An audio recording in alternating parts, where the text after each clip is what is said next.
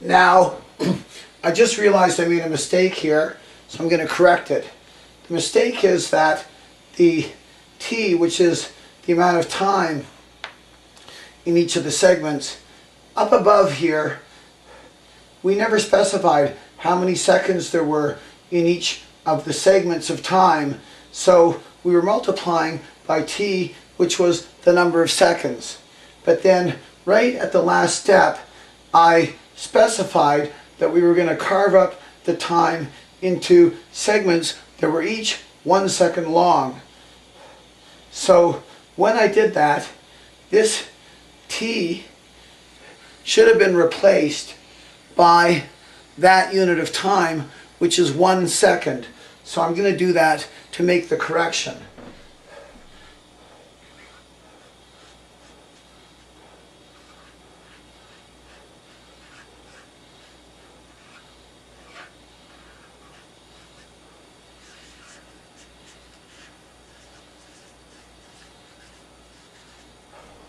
So it's now 1 plus HB times S 1 second over the conversion factor, all to the power of TL. That's the corrected formula there. And that allows us to jump directly into finding the value for dn.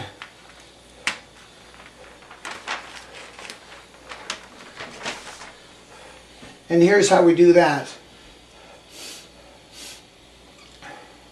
So again, here's the distance between the Earth and the galaxy, and that distance is d1, and it expands over time to be the distance dn.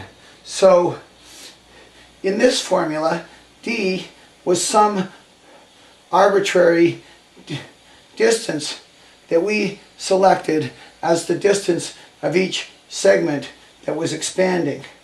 So now, instead of using some smaller distance d, let's use this entire distance d1 and let that entire distance expand.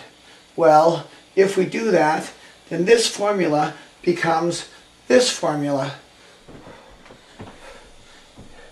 dn, the total distance, equals d1, the initial distance that we're using, times 1 plus hb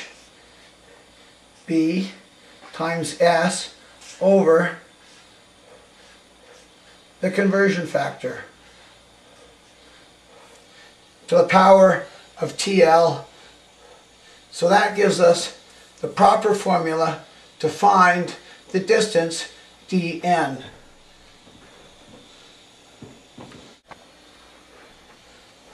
Now, just to be clear, this is the compounding formula for finding dn.